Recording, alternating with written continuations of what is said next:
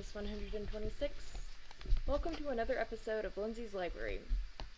Today I'm going to be reading Chapter 12 of You Can't Eat Your Chickenpox, Amber Brown, written by Paula Danziger, and illustrated by Tony Ross. Here goes. Chapter 12. Daddy, I love you. That's the first thing I have to say.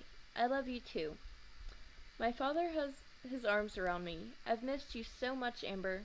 We hug for a few minutes, and we just stand there looking at each other. You got taller, he says. And scabbier, I grin. You really did have the chicken pox. He grins back. Aunt Pam comes over to us. Hi, Phil. Pam. He reaches out and shakes her hand. How are you? They always used to hug each other before my mom and dad got separated. I guess Dad and Aunt Pam are getting a relative divorce. Fine. Aunt Pam looks at him. Yes. Amber really did have chickenpox. Did you doubt us? I can't believe it.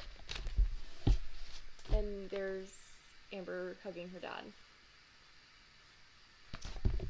My dad didn't think I had chickenpox. Maybe I should have sent him a scab in the mail. My parents are acting so weird. I hate it. I wasn't sure. He looks at her. At first, I didn't think about it. And then someone in my office said that his ex-wife used to tell him that his kids were sick, and they really weren't. Mommy would never do that, I say. Daddy, we talk to each other every day. You should have said something to me. I would have sent you a scab. Both he and Aunt Pam laugh. Actually, he laughs, and Aunt Pam says, Arg. And then my father gets a serious look on his face and says, I just don't know anymore, Amber. Let's not worry about things today. Let's just have a lot of fun.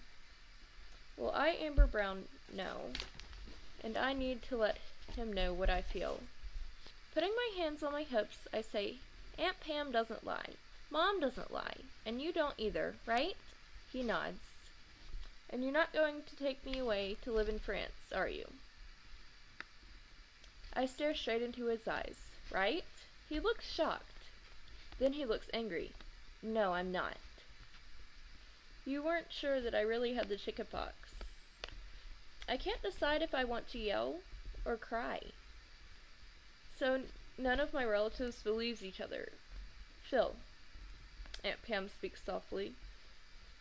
My father and my aunt give each other the not in front of the kid look. Don't give each other that look. I stamp my foot. This is all about me. It's my fault. If I hadn't been born, you and Mom could just never have seen each other again. I want to run into my room and slam the door. But I don't even have my own room here to do that. Maybe I should just fold myself up into the sofa bed and let everyone sit on me. I flop down on the sofa. I, Amber Brown, am one upset kid. Why is everyone acting so different? Why can't they all believe each other? If they can't trust each other, how can I trust them? I'm only a kid. Why do I have to worry about all of this? My father sits down beside me. There they are on the little sofa in the flat. For a minute. It looks like Aunt Pam is going to sit by my other side, but she sits down at the table instead. My father ruffles my hair. Honey, don't be so upset. We only have a few days together, and then I have to go back to work. I hate your job, I say. Why do you have to go back while I'm here? And anyway, why did they make you move so far away? Amber, honey, you know all of this already. He sighs. I scheduled time off for when you were supposed to be in France. Then when you got sick, I had to reschedule. And as for moving away, you know that I had to go to France for a special assignment. Did you have to go? Or did you just want to go away because you and Mom got separated? I want to know. I had to go. I look at him. He thinks for a minute and then says, and maybe I didn't mind because it was a way to escape from having to deal with how bad everything had gotten. What about me? He says, Amber, I've missed you so much. I can't stand not being around to watch you grow up. to talk to you all the time, to go to things at your school, to take you places. I miss that too. I start to cry. And I miss just being a kid who doesn't have to think about all of this stuff. He gives me a hug. I hug back. Then we look at each other and smile. Amber, I want you to know I've told my boss that when this assignment is finished, I want to go back to the New York office so that I can be near you.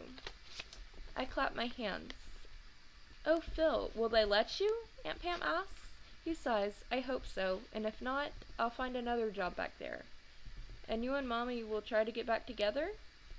I figure I should go for it. He shakes his head. No, but your mother and I will have a talk and maybe work things out so that you won't have to worry so much. Will you really? Do you promise? I want everything to work out. If not perfectly, at least better. He nods. It's a deal. I'll call your mother when I get back to France. Let's just enjoy our time together. Okay, I nod. Great. He stands up. Let's go to Madame Tussauds. And then we'll go to the Hard Rock Cafe for lunch. Great. I stand up too. I look over at Aunt Pam, who is sitting quietly and smiling at both of us. I look up at my dad. He looks down at me, and then over at Aunt Pam. Pam, he smiles. Would you like to join us? She looks at him as if to ask a question. He says, Really? She smiles at both of us, nods, and gets up. Wagons ho! My father laughs and says to me, She's still saying that, huh? I repeat, She's still saying that, huh? Some things never change. He laughs, shakes his head, and then bends down and gives me a hug and a kiss. I guess that some things never do change. And sometimes that's good. And sometimes it's not. Wagons ho! The three of us say at the same time, and we walk out the door. And that ends chapter 12 of You Can't Eat Your Chicken Pox, Amber Brown, written by Paula Danziger and illustrated by Tony Ross. If you enjoyed this episode of Lindsay's Library, don't forget to like and subscribe. And also, if you want, you can check out my links down in the description below. The first of which is for my affiliate with So Sick Clothing. There's a promo code for that website that will get you 15% off site-wide. That promo code is LGrace15. And there's also a promo code for my merch that will get you free shipping through August 1st, 2020. That promo code is COVIDSummer. And the rest of the links are my website, my social media, all those good little things. Thank you for watching, and above all else, stay fabulous. Bye!